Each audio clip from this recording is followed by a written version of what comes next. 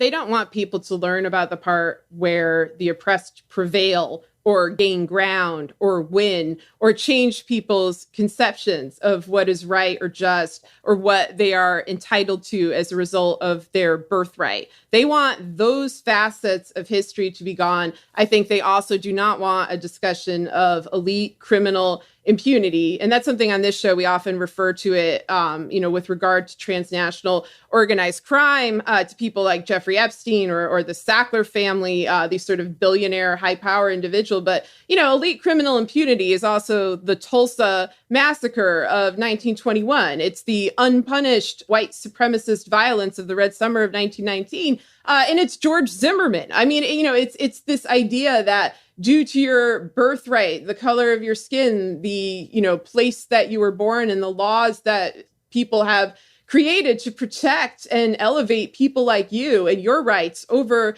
the rights and the dignity and the freedom of others, that is elite criminal impunity. It's stretching the definition of elite somewhat in the latter case, but that is the history of this country. It's something that everybody needs to come to terms with. This law is going to play out in a way that disproportionately hurts impoverished women, that disproportionately hurts women who aren't white in Texas, women in rural areas. There's going to be all sorts of groups that are traditionally the more vulnerable groups in our country that will be disproportionately affected by this. And so, no, the answer is not to leave all of those people, all of those women in the lurch, to abandon them, to denigrate them, to blame them for what has happened by saying you voted for this, because odds are quite good that they did not, and in many cases could not because of voter suppression. So you also need to look quite closely at the voter suppression laws. There's going to be new lawsuits aimed at Texas